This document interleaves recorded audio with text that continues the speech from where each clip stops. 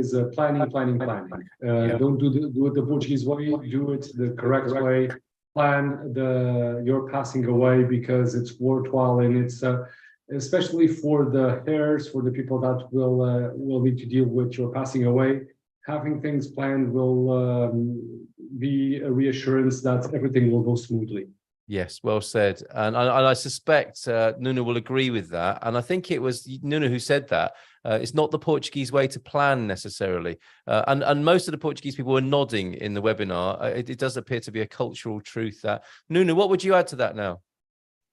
Well, I don't know if it is coincidence, but wills and funeral, they are strongly related. So yeah. If you want that something happen, if you have some desires, so it could be interesting plan ahead, like you are used to do, not as we are used to do in Portuguese. So yeah, start thinking about this. We definitely, Daniel can do a lot about wills. We can help about the planning the funeral and leave it easy to the beloved ones. So yeah, just send us an email and we'll start talking about. That's wonderful. Thank you both. And it was you created or brought to this community the funeral planning insurance, didn't you? The plan. So thank you for responding to that concern from people within our community, and thanks for providing a solution there, Nuno. Really appreciate that. Yeah, we can do some adjustments because, as I've told, we in Portugal we don't use to receive the relatives or family or friends at our home due to a diseased person. So, but this could be definitely that we consider if there are demanding of this, we can consider to expats members. Okay. Expats Portugal members. Yeah, thank you very much indeed. Okay, so let's say hello to our Dream Team panel. You've heard from Daniel Reis there. In case you don't know him, who doesn't know who Daniel is within the expat scene at the moment? But Daniel, of course, from Reis Pelicano, the law firm, Lisbon-based law firm, who can answer questions about any aspect of the law here in Portugal. Nuno on insurance, and I dare say you have some of your team members with you tonight as well, Nuno, who will be working behind the scenes. Thank you both for being here again. Gilda, let's go to the Queen of the Visas. What sort of week have you had? Have we heard anything from IMA yet? Please, Gilda. Well, we are hoping to have some news. Oh, really? Please go ahead. The big day is coming. Right. So is that the news? Yeah. All right. All right. Forgive me. Sorry, I thought there might have been a little bit more to it than that. So is there nothing else you can tell us? No, because let's see. The appointments that we were able to make,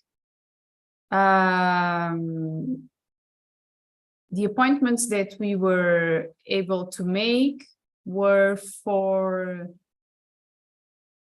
the CEF, the existing CEFs for next year. Yeah.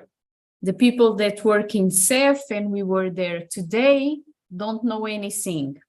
Tomorrow, they are going to be on strike. And the new entity is going to start on Sunday. Wow. So, okay. That's, we've learned to kind of laugh about it, because what else can we do in this situation? But that is a pretty grim scenario, let's face it, isn't it? The much talked about change of CEF, the reorganization of CEF, and the news that we are sad to share tonight is that currently, and understandably it could be said, the CEF staff are on strike, struggling with understanding what's going to be happening to them. The official start is this Sunday, which is what, the 29th of October. That was when everything was supposed to be organized and ready to fall into place. What hopes do you have in that case then for the 30th of October, the first working day, when these individuals in their newly reorganized organization will be at work? honestly, I don't know.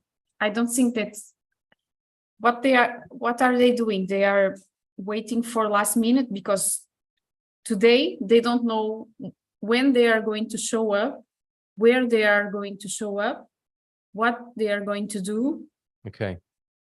All right. So the one thing we do know is that your team will be all over this and responding to what does filter through, right? Yes, You're the front line. It's not really Seth, is it? It's you're the front line for people when it comes to moving to Portugal, because you'll be dealing with that situation and helping people through that process. So good luck on Monday, Gilles, I've got to say, and thank you for sharing with us, so candidly the truth of the situation at the moment. It's the same for everybody, of course, isn't it? yes. Whatever will happen, we'll be here.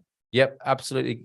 Brilliant to know that. Good to know that. Reassuring to know that. And you can find Gilda and the team in the Expats Portugal Business Directory. One of the team members is Carolina. Carolina, good evening to you. Tell us what you do, if you will, please. Hello, good evening, everybody. I'm representing Casa Portuguesa, and I deal with rentings and buyings of apartments. Right now is, as for the last months, very aggressive. The prices keep going up, but we're here for it and prepared to help our clients negotiate and find the best solutions. Very good, Carolina. Thank you. And Gilda will tell me off, I know about this, but I'll preempt that by saying Casa Portuguesa is a sister company of EI, and I tend to blur that line because you work so closely together, but you are distinct business operations, aren't you?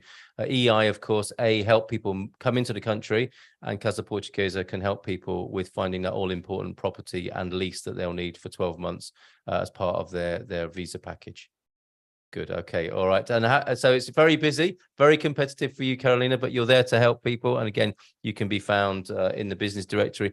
And yes, and sorry, just a short note. Yeah. Now we are, both companies are busy because of the NHR. People to register as residents. Of course, those who have more than one requirement and are able to do it, they also can find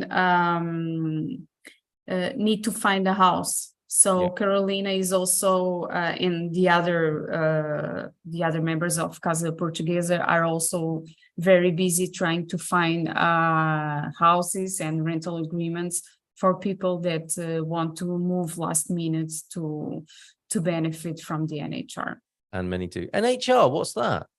Only kidding. Only kidding. We recorded a number of videos and it's mentioned once or twice online and especially over on the forum. Okay, so thank you. We've got Daniel Nunu, we've got Gilda and Carolina. We've also got Neil from Spartan FX. Good evening to you, Neil. How are you in the UK? Yeah, very well. Getting rather cold, but apart from the changing weather, all good. Thank you. I'm so sorry to hear that. Same here, mate. We're down to 18.5 degrees here in Portugal. Sounds terrible. Really bad. Really feel for you guys. Thank you for that. So tough. It means a lot. It means a lot. Thank you very much. So what's going on in the currency world? Yeah, so look, we've had another sort of slightly positive day for the exchange rates. We've had US GDP data come out slightly better than expected, showing a good performing US economy, which is sort of helping the dollar. I think the ongoing conflict in Israel as well as Ukraine, which seems to be the less talked about conflict at the moment, is still ongoing, which is keeping demand for safe havens such as the dollar and gold very much on the forefront, which is helping to support the positive rates we're seeing. And also we had the ECB rate decision today. They kept rates on hold as expected. They discussed this quite heavily at the last meeting that they wouldn't be raising rates again anytime soon. So it doesn't seem like the euro is going to be gaining any massive strength anytime soon on the back of rate hikes. And there was even some sort of discussions in the market that the ECB are starting to look at where and how they can potentially cut rates in 2024. So whether they will actually come to do this is another story, but it's interesting to see that shift, that they are actually potentially looking at where to cut rates in the future, and any talk of that could see further euro weakness and sort of more dollar strength on the back of that. So I think there's going to be ongoing volatility, and hopefully that does create more opportunities, certainly for a lot of our US clients who are again benefiting from fantastic rates at the moment and great opportunities to convert their funds. Okay, well said. Thank you for being here this evening. And of course, Neil can pick up any questions on currency exchange, not only dollars to euros, but can you tell us some of the other currencies you work with as well, please, Neil? So obviously being in the UK, we do a lot of pound euro, pound US dollar as well, but we had several clients this week moving funds to South Africa, funds to and from Australia, New Zealand, Scandinavia. There's most regions we can tend to help. We've had a few clients actually investing in Portugal from Dubai and I believe Qatar this week as well. So our sort of market is sort of broadening its horizons a little bit. We're seeing investment from other sort of regions as well. So certainly if anyone has any other currencies they need to convert, always feel free to ask, and hopefully that's something we can help facilitate for you. That's brilliant, Neil. And Neil here, along with the other Dream Team members, who of course can answer questions by direct message as well. I'll get to as many questions as I can. And we've been overwhelmed in the recent session, so I'll get into those questions now. But you can talk, of course, to people by direct message. Pop it in the chat if you want everyone else to get the benefit of your question in that way. That's also very useful. We've got Joanna and Camilla also from Winsurance working hard behind the scenes on any insurance questions as well. So let's get going. Plan now or pay later to sort out the mess, says Jean, agreeing with the opening comments of Daniel and Nunu there. Rosalind, is this, you might need to let me know. There's a bit of correspondence between you and Gilda there. I'm not sure if I should be reading that out. For Gilda from Susie, I was told that Houston VFS is open for appointments. I haven't seen any appointments available, but is this another option for Texas residents? Yeah, what can you tell us, Gilda, about new VFSs opening up in the United States? Yes, it's supposed to be for residents that they are opening these new VFS offices. So yes, when they open slots, people that live in Texas can apply from there. Very good. That's, I'm sure, will come as good news to Susie. We're going through the Zoom questions here. If you're a premium member of Expats Portugal, you get to be here on the Zoom. And I will, of course, come to YouTube questions, time willing, as well over there. We have a question from La Ronda. After trying for 4 months, I finally got, or maybe this is just a comment rather than a question. However, after trying for 4 months, I finally got an appointment with the VFS for January the 25th. I'm horrified that things will go fast now. I just need a bank account and a place to live now. Yes, you do. A Casa Portuguesa can help. Carolina all over that, which is fantastic. But what would you say about opening bank accounts, Gilda? Is that any easier? Have you been working hard with those in the banking industry and managed to knock their heads together yet? Yes, things have been easier with Eurobic right now. Good news. Excellent stuff. So you can help people with opening the bank accounts. Yes, although they still need to go and put the apostilles, but they've been answering very fast. Okay, that's wonderful. Excellent. Thank you very much for that. I hope that helps, La Ronda. Any other questions, pop them in the chat and we'll get to them this evening. Thank you. Oh, yeah, got a thumbs up from you there. Thank you very much. Has anyone heard details about the NHR? Government considering transition period for the NHR will serve to handle requests that arrive at the tax office after December the 31st. So on the NHR then that you mentioned before, Gilda, obviously lots of people are talking about it. People are hoping that there may be a transition period or a changing of that hard deadline. That was a real crunch, wasn't it? 31st of December was the date that was given. Are you hearing anything encouraging about a change of date or some helpful circumstances that will help more people? Yes, they are talking about that to put a transition period on people that were already on a visa process or on changing country. But it's nothing in concrete. I don't know if Daniel knows more about that. No. Any news, Daniel? Unfortunately, no. I wish, but no news for the time being. Yeah, no more news about that. So I think that we need to work on what we have for the moment, and that's what we've been doing, and that's why we are so tired. So going with what we know. Yeah, and I do acknowledge, I acknowledge you for that, Gilda. I mean, you work hard at the best of times, but this has been a real test just recently, hasn't it, with the NHR curveball thrown into the mix there. So well done, everyone at the EI HQ, so to speak. There, do send them our best wishes and to keep their chins up in this challenging period. Lots of love to the team there. Did you want to add anything to that? Yes, I want to say that we know that we have some we have some emails that we are backlog, but it's because it's like when you go to the hospital and you have like right now we have to deal with the urgent cases. Okay, so it's like we read all of them and we know which ones are like very, very urgent, the urgent, and like the ones that can wait like 3-4 days. So that's, we read all of them, but we need to prioritize the ones that we know that we can save straight away. Yep. Okay. Because it's a lot of money involved. So everyone, of course, that please don't be offended. Like it's my case, they need to take care of me also. But at this time, we need to prioritize the work that has to be done, because there are some NHR cases that we know that we can take care of in 5 days. And there are some NHR cases that we know that we need to work for 1.5 months. So that's why we need to prioritize some cases. And I know we will reply to all of you.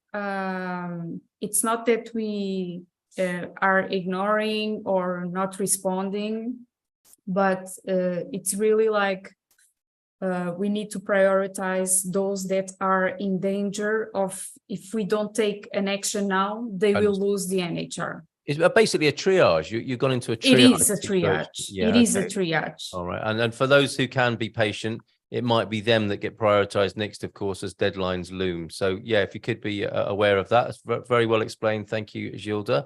To Sandrine now. Hi, I want to ask about the student visa. That'll be one for you then, Gilda. My 17-year-old daughter wants to do her bachelor's and master's degree at a university in Lisbon.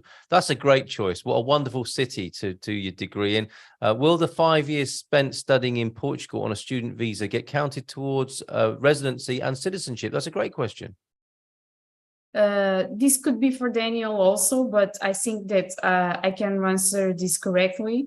It doesn't matter if it is a student visa, as long as she's legal in Portugal and she has a residency.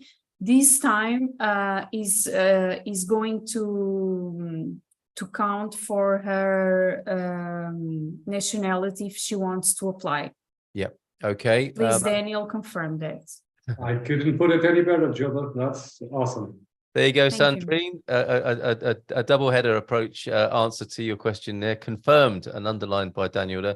Alison and Michael, good evening to you. So if we have had our CEF appointment, and that was 15th of September, and are still waiting for our residence permits, which agency will follow through with sending them to us?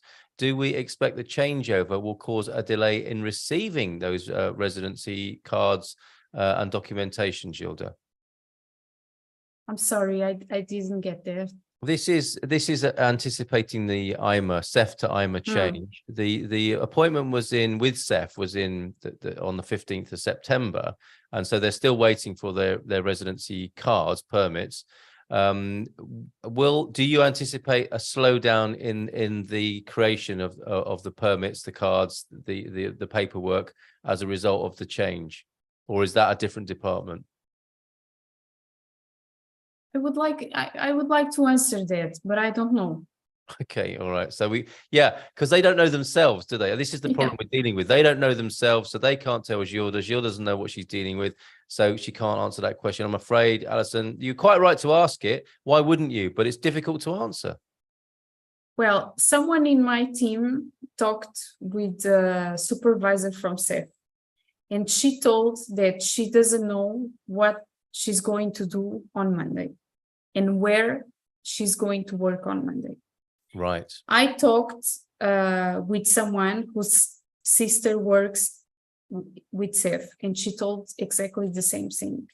My goodness. Okay. So The Portuguese have a word for this, don't they? Incrível, I think, is the Portuguese word perhaps for that. Okay, we'll move on. Sorry, can't give you better news than that, Alison and Michael. Here's one that I'm sure all the team will have a view on. Good evening from Tom Smith. Costa de Caparica is getting some buzz. Yes, it was named as one of the coolest neighborhoods, not just in Portugal, but the whole world. It looks like a nice area. Can you confirm this? Let's start with you, Gil. Did you like Costa de Caparica? it's where I live, basically. Really? I thought you lived a bit further south than that. No. Okay, so is that a yes or a no? Okay, I always wanted to keep this a secret, but now you know. So. It's too late. It's out. So I'm going to take Tom. Take that as a yes. I stayed there in 2017, and each time I go back to the south of the river, it just gets cooler and cooler. So no question. Yes, we've talked about this before. Yep, absolutely. So yes from me, yes from Gilda. What about you, Daniel? I love it. My parents used to camp on one of the parking camps over there in Costa de Caparica. Yes. So I know the place quite well, and I love it since I was a kid. Very good. Okay, Nuno, what about you? South of the river for you? Yes, I like Costa de Caparica, but in special, the end of Costa de Caparica, so Fonte da Telha or so, because it's wild. You have the nature reaching the sand, just touching well said. One of my favorite places too, Nuno. Yeah. And there's a few nudist for those people who like a bit of naturism and nudist activity. There are also those sorts of beaches along that stretch there as well. I'm not saying that because Nuno has prompted that. Because I'm talking to him right now. I want to dissociate that. I don't know why I thought of that. Carolina, what say you about Costa de Caparica? I agree with everyone. I'm more closely to Nuno. I love Fonte da Telha. It's a lovely beach. It's you can walk your dogs there without a problem. There are spaces in the beach that don't allow dogs, but there are others that are not supervised, and you can run with your dogs and enjoy the beach. Fonte da Telha is awesome. Costa de Caparica is a very nice neighborhood. It has a different quality of life.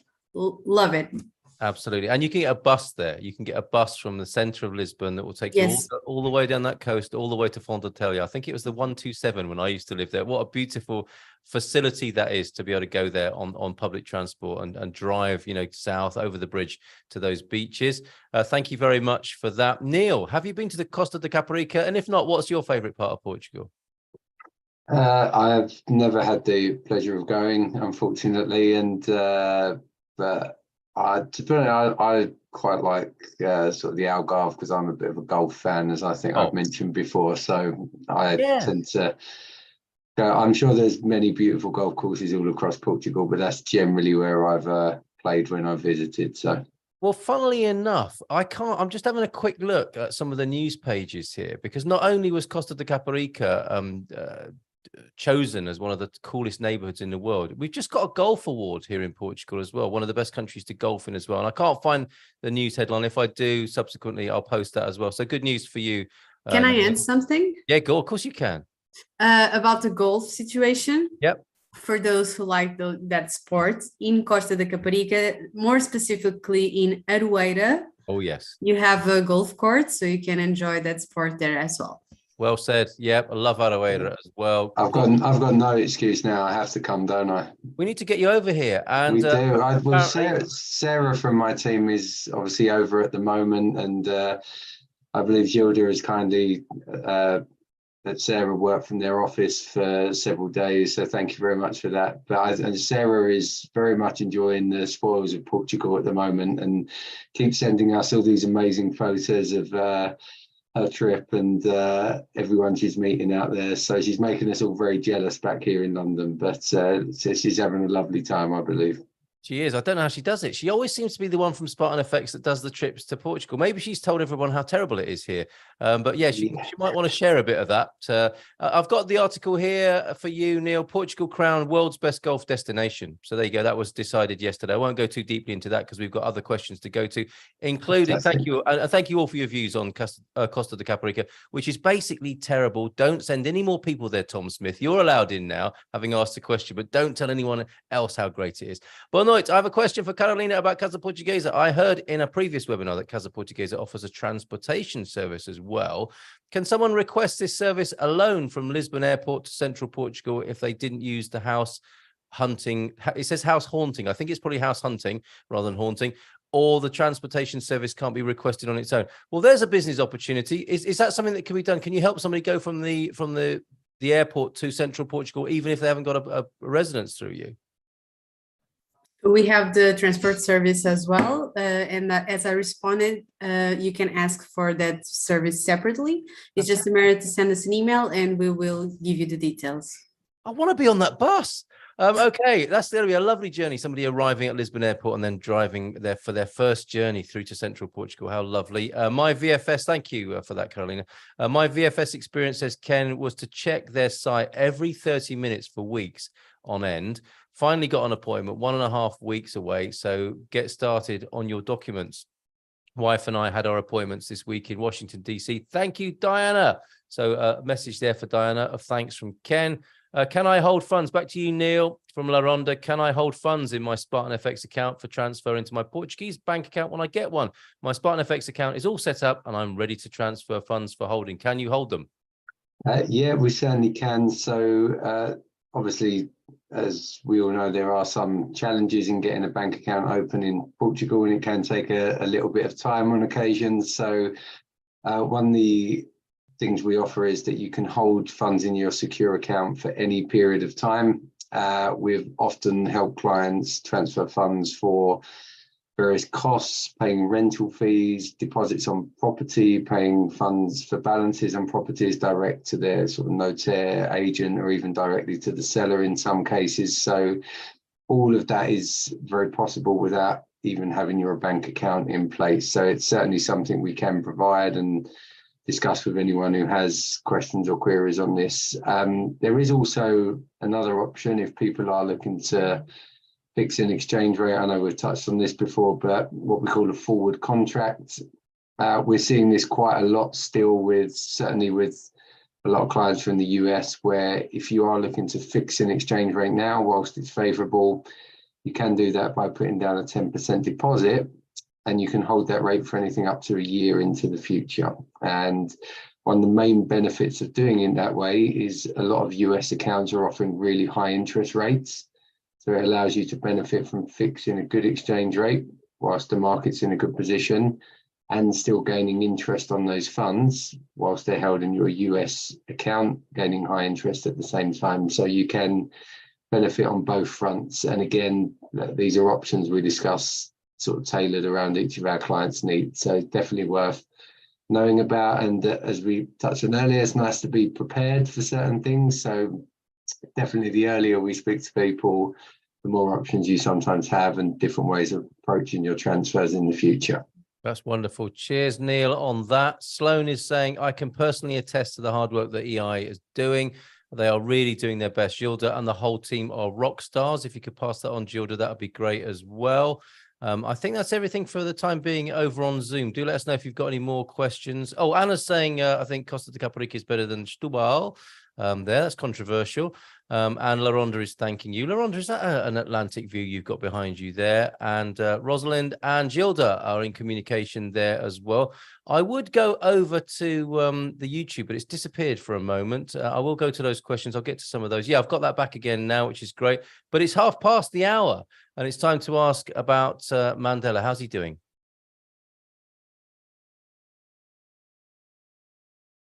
The suspense is killing me, Gilda.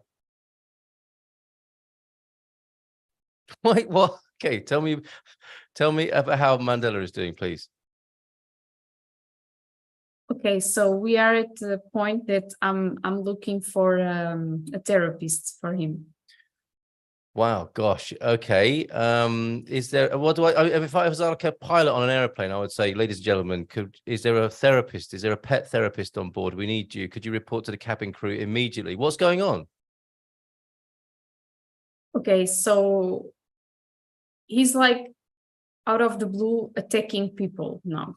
No, that's bad. Okay. All right. Yes, it is bad. All right. Okay. It sounds like he needs a sort of mentor dog as well, doesn't he? Yes. Maybe get another one I don't know, maybe that's No not such way. a great idea. Okay. All right. So if anyone can help with that, that's great. I'm sorry to hear it's a little bit awkward with Mandela. No, someone that watches these dream team sessions already mailed me and is helping me. So Well, that's these good to are know. very useful, not only for you foreigners, but only for us members of the dream team. Yes. Now, I like to read all the comments out. I'm not sure how well this one's going to go down, Gilda. But somebody, and I won't name them because it might be best I don't. So who needs the therapy, the dog or the lawyer? You don't have to. know. You don't have to answer that right now. What we can say, Portugal is a great place to raise dogs, isn't it? Carolina, you were talking about being able to run with your dog on the beach there. Sadly, here in Portugal, we lost the world's oldest dog this week. Yes, it was so sad. However, Bobby got to the age of 31, didn't he? And his owners said it was because he lived in a quiet village in the Alentejo and he ate only human food without seasoning. I mean, that sounds like a perfect life, apart from the seasoning bit. I mean, it's nice to have a bit of piri-piri on your whatever you're eating in an Alentejo village, I'm sure. But what a lovely thing to be able to say that Portugal has, was home to the world's oldest dog until his sad demise earlier this week, Gilda. And I've been thinking about something. Okay. Why no one wants to go to Alentejo? It's such a wonderful life. Right. Well, when I retire, I want to go to Alentejo. Yes. Okay. I love the pronunciation. There's that Brit saying Alentejo, and you're beautiful, Alentejo, there. And it has much to commend it, doesn't it, Alentejo? And you can see quite a lot of it in the Gloria movie, I believe, as well, the Netflix production. A lot of it was filmed in the Alentejo. No, it's more Ribatejo. Oh, was it? Okay. All right. Fair enough, but not a million miles away. And you're absolutely right. I think maybe it's because people don't know. It's like Costa de Caparica 10 years ago, right? Yeah. Okay. All right. So a nice shout out for because Alentejo, it's like the dog. You can live until 100 years because you won't get nervous. The food is great. The air is awesome.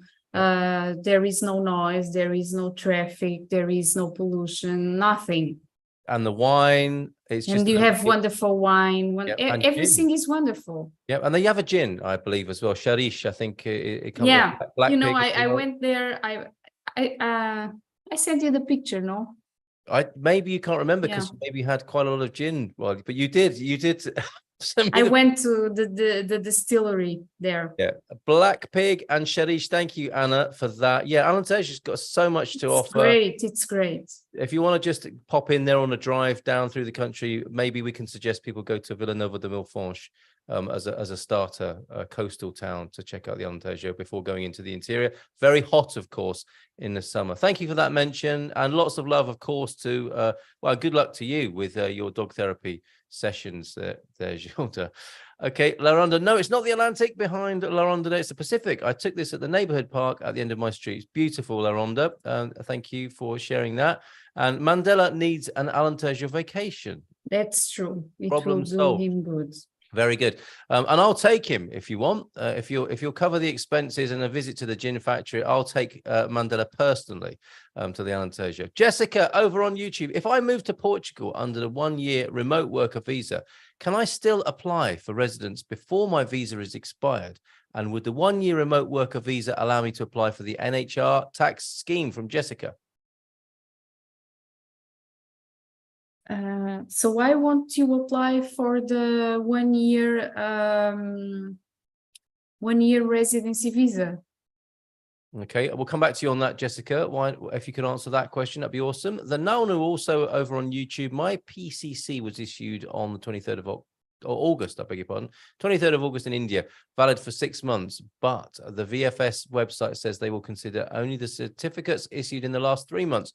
What is a PCC, first of all, and can VFS do that, or should they consider 6 months, Gilda?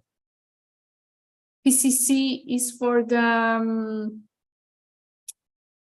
family, okay. certificate for the family reunion. Right. Okay. So the question is then, valid for 6 months, but VFS website says they will consider only the certificates issued in the last 3 months. Can VFS do that, or should they be asked to reconsider? I think it's that. Please confirm that if it's that. Okay.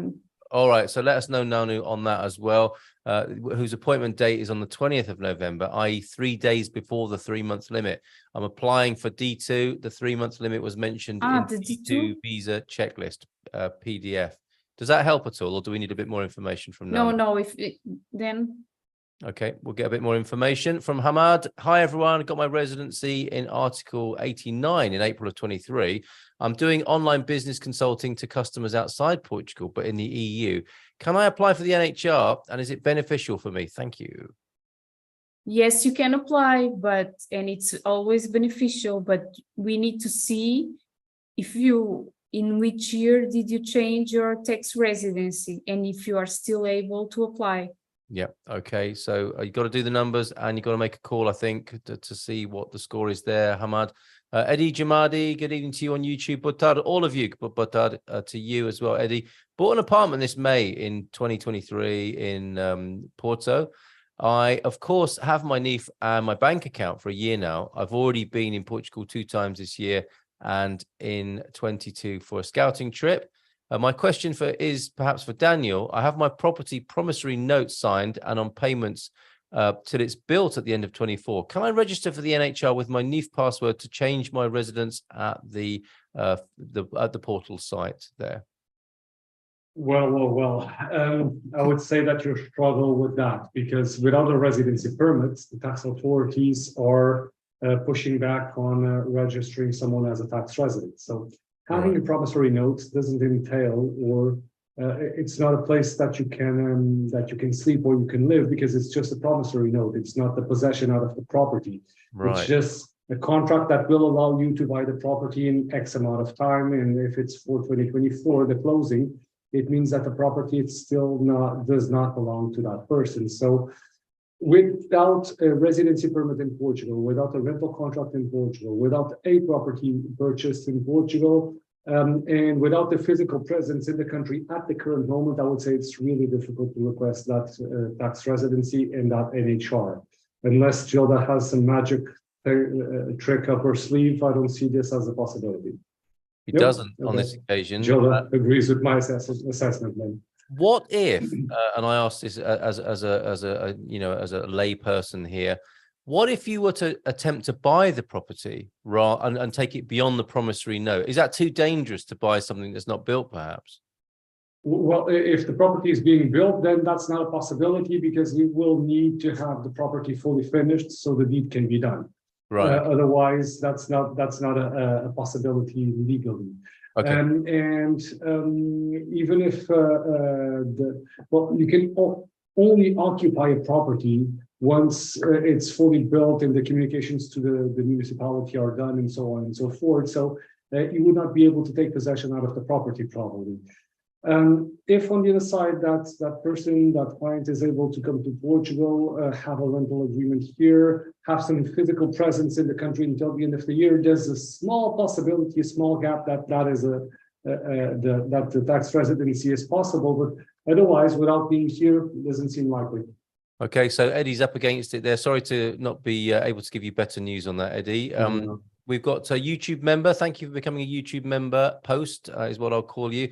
I uploaded my escritura and resident document through the e-Balkan, signing to change my address to my home in Portugal. 3 weeks gone and still registrada on that portal. Do I need to go in person to Finanças or to the Loja de Cidadão?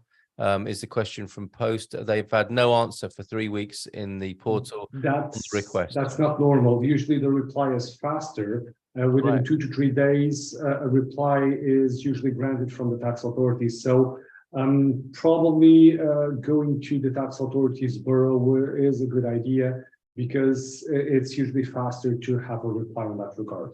Okay, thank you for that. For you, post, let us know if there's anything else we can do for you.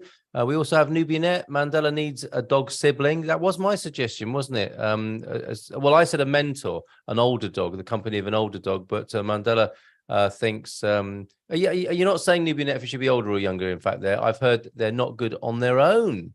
So there we go. Mandela might need a friend. Yes, people keep telling me that, but I won't risk on that. I won't take a risk. I think that's a no.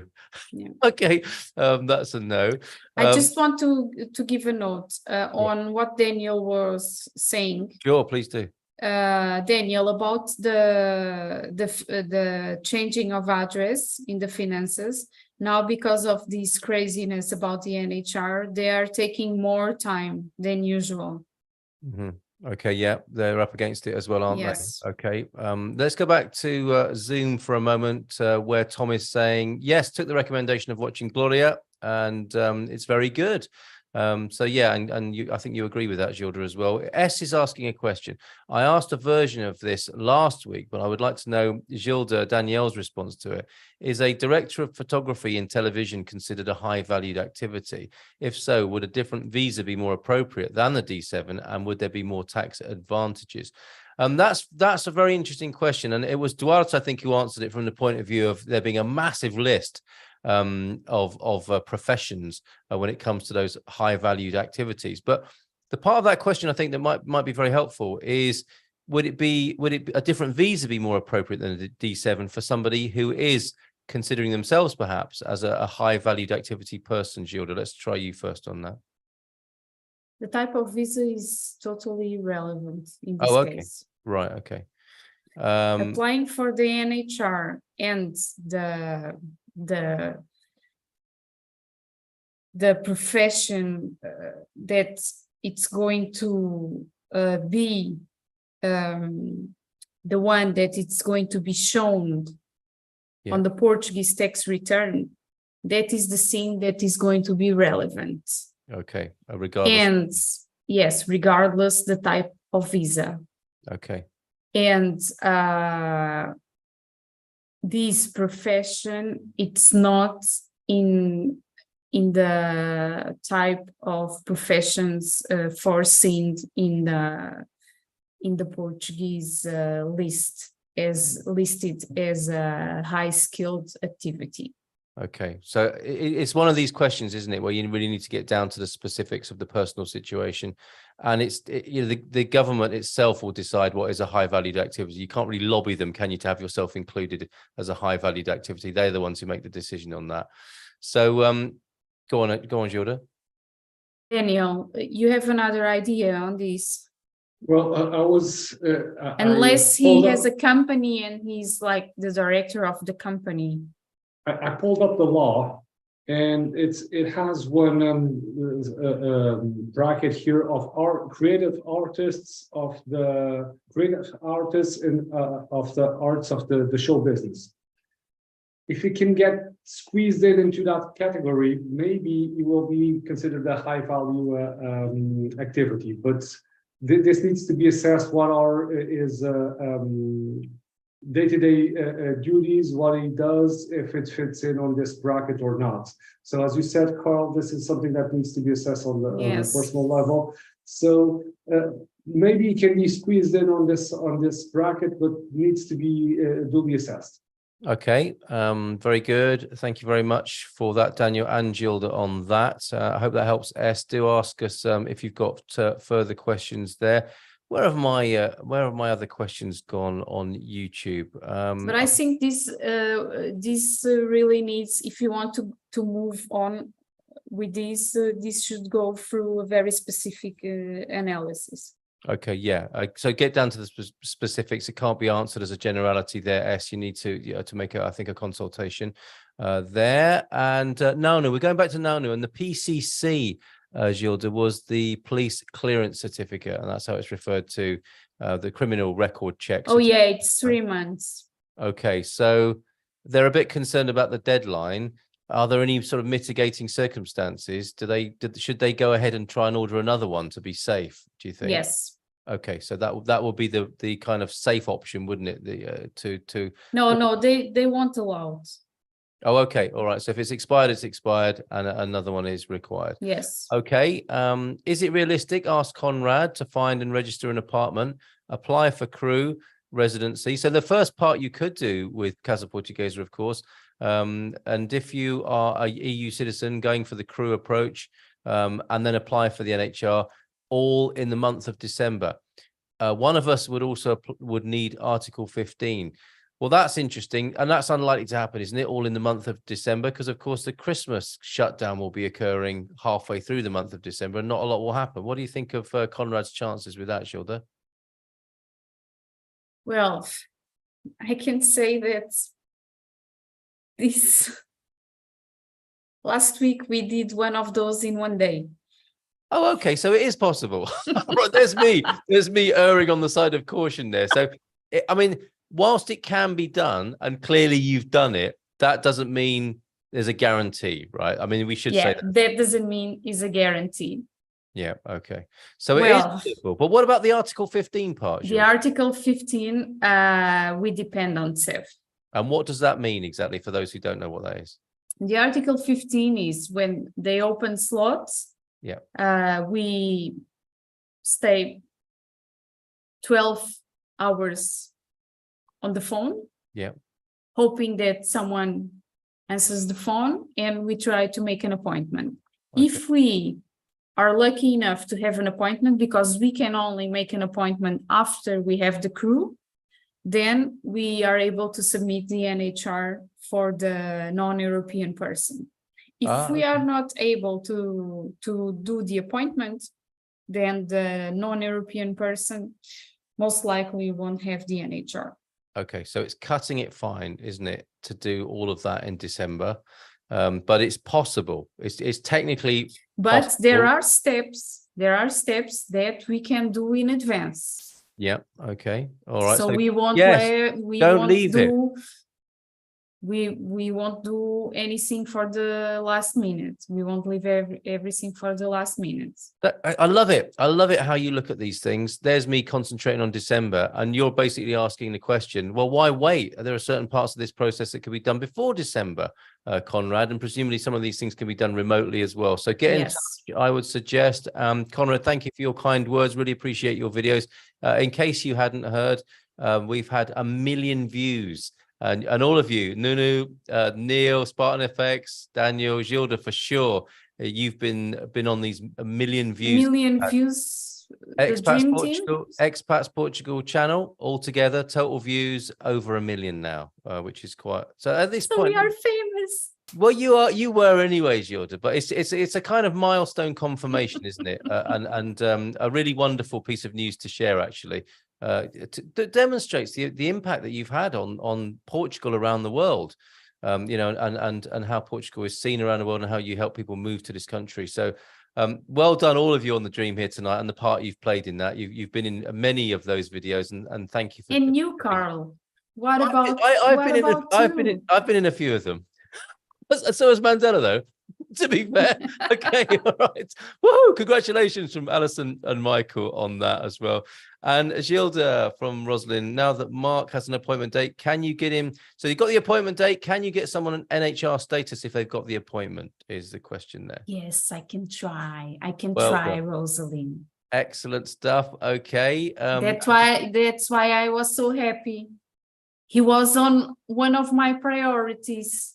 On my top priorities. Yeah. I was on the phone for almost 2 days to get him an appointment. There you go. That's how hard they work there. So there you go, Rosalind.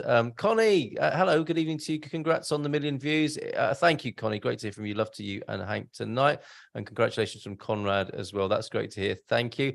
That's in the answer to your question, Gilda. Post, thank you. Which documents do I need to bring to the Finanças, the Loja da Cidadão? The escritura, the bills, the cartão de residência, to change the address. Anything else? I mean, you know, the advice is to take everything, isn't it? Or the DNA swabs, the whole lot, when you're going along to the Loja da Cidadão. To change the address. Well, yeah. Am I being a little bit overcautious? Perhaps with that. I take everything when I go. it depends on the situation of the person. But this I'm a is this is to make the change. This is to make the change with Finances on the NHR, I believe, for posts. So but the person has already the residency permit. Yeah, and no answer for 3 weeks on the portal. So wants to go along and ask in person at a Finances desk in the Loja de Cidadão. Yeah, but she has the residency permit. Let's backtrack. On Okay, that and see. let's see if she has the residency permit. I can rewind on that. I uploaded my escritura and the resident document. There you go, through the e-balcão. Okay. So escritura, residency permit. Yeah. Passport. Yeah. And it should be it. Okay, and take a book to read while you're waiting after you've take the ticket on arrival, sit down, read your book and wait for your number to be called. And I was only joking about the DNA swabs. That's not required. Not yet anyway. Trilock, I've read that the D4 student visa comes with an automatic appointment, but some people are complaining that the embassy consulate didn't give them one. Have you heard the same thing, Gilda? Yes, sometimes it happens. And what do you do in that instance? You need to try to call SEF and try to book from here. Okay. And sometimes it takes time. All right. Thank you for that. There you go, Trilock. And back to Hamad. How can I confirm about when I became a tax resident for the NHR? I have a file in SEF in 2020, and I filed IRS in 2020 and 22 without removing representative. And in 23, I removed the representative and filed IRS. Why are you shaking your head there, Gilda? Residency was granted in April 23, by the way. Okay, so that one is going to be hard. Right. Because if you change your residency 2023, you can apply. It's going to be denied because you have presented income before. But you can, they are going to give you some days to apply, and then you can make an appeal. You can explain what happens, and you need to redone the previous tax returns, and then deliver the previous tax returns as non-resident. And well, it's complicated, but it can be done. Okay, so it can be done, Hamad. I mean, a call to you to get some professional help with that, I think, is advisable. Find Gilda and all the professionals here from the Dream Team in the Expats Portugal business directory at expatsportugal.com. Let's go to some closing comments from each of the panelists tonight. Interesting news at the moment. I just noticed that direct flights have been launched from the USA into the Algarve. No government rent cap for 2024. That's a bit disappointing, I'm sure, for some people over there. And there was another one that caught my eye. Oh, the president rubber stamps the new health service legislation, but it's full of doubts and misgivings. And Gilda, maybe you want to talk a little bit about this. British interest in Portugal surges. Are you noticing that as well at the moment? Are you getting a lot of Brits wanting help with the D7s? Actually, we have more Americans. Where are the Brits? An American surge, and those Americans perhaps now able to fly straight into Faro on United Airlines. We talked a little bit about Gloria as a way of understanding the Alentejo. And this book club idea, Gilda, that we had, you were very keen on it, and you've obviously got a really good reason not to have started a book club right now because you're a bit busy. But we had this idea, didn't we, that we can have an Expats Portugal book club. Yeah. Which would be like a really helpful thing to help people learn Portuguese, not just the language, but also the culture, like we're seeing with Gloria.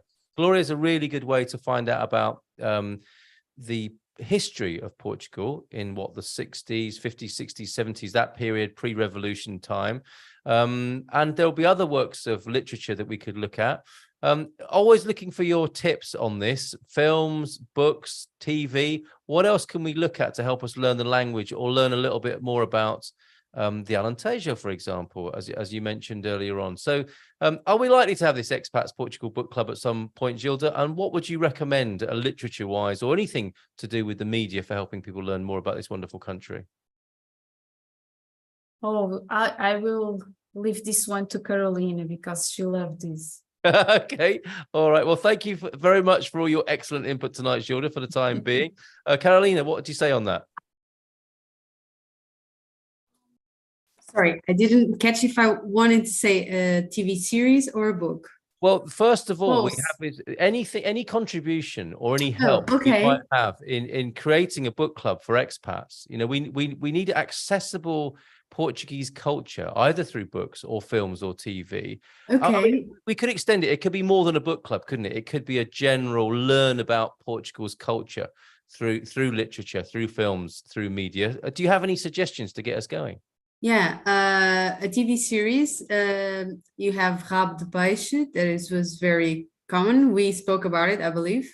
That was the Açorian one, though, where the language is a little bit difficult for some of us. I think not all Portuguese people understand the Portuguese in that, do they? In the series, you will, because they don't have the accent. Oh, okay, all right. So you will understand, and you also have one that is called Prax. Okay. This one is a bit heavy. It's about our when you are in college, we have this thing where we use the college uniforms and we do certain rituals, and it's a traditional thing that we do that is called praxe. Okay, and is that on Netflix? Yeah, that series talks about a bit that dark side. Nice. And about a tragedy that happened in Meco, about this. A praxe was made on a Meco beach, and some students were caught by a wave and died. And it's about that, and it's a bit dark, but a very good TV series. We can still learn something from it by the sound of it. So thank you very much for that. As we're coming up to 10 o'clock tonight, join us next week for a Dream Team session. I know you've got a recommendation in there as well. There's a few coming through. This is fantastic. Daniel, what do you have to say? Depois do adios. That's it. It's a good TV series to understand Portugal at the 70s.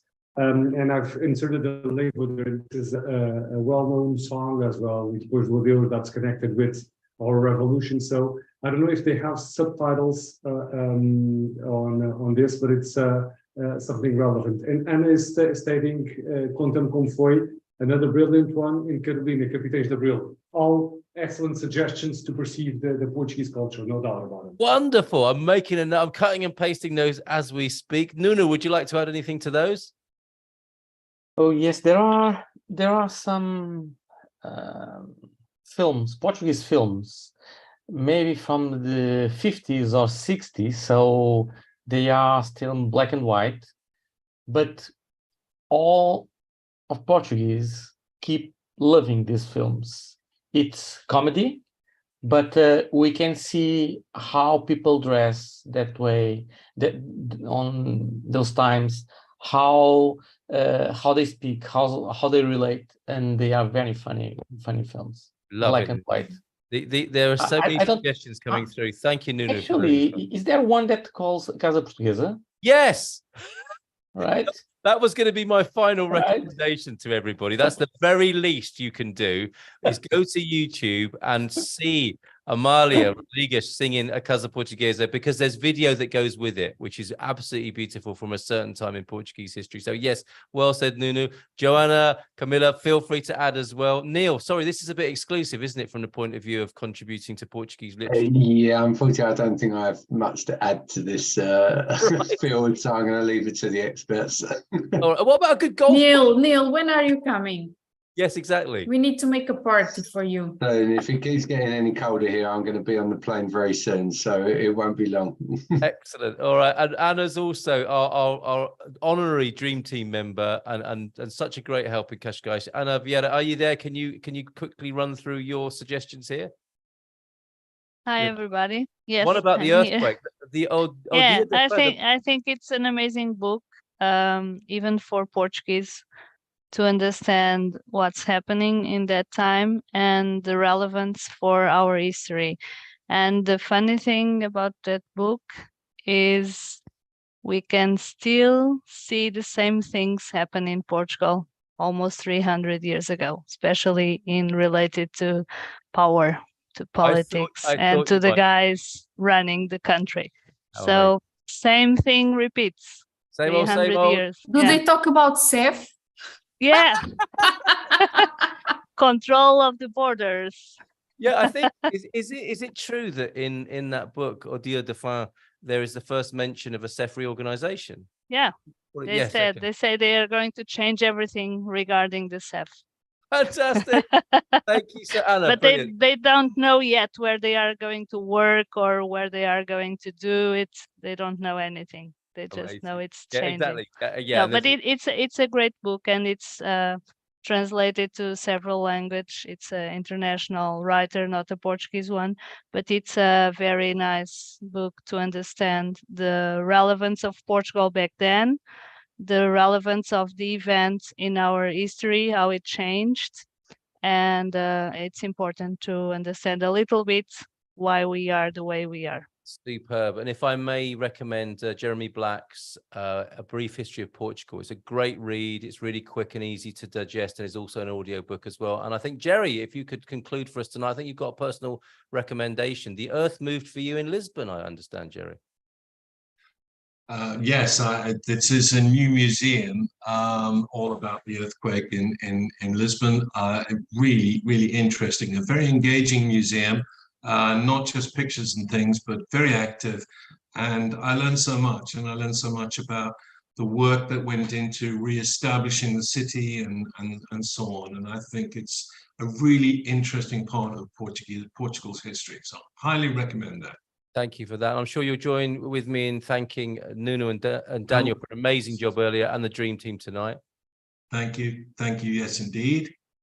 And I think Astrid has just mentioned what we've got happening next week. Please, Astrid. We've got the golden visa to see how people can still qualify with a different version of the golden visa. That's 7:30, and that's already up on the site, and you can register for that. I'm not sure if you are here, Astrid, or not, but that's I'm here. Oh, hello. Sorry, Yes, yes. I couldn't see you in the. Oh, you did a great job at that. Thank you very much. Oh, I said it. Okay, all right, fine. Over to you for a last word, Astrid. Thanks, everybody. Thank you, Gilda. Thank you to Carolina, to Nuno, to Daniel. Great session, everybody. Thank you. Yes, thank you so much. And bye for now. Sorry to take you 5 minutes over, but thank you for all those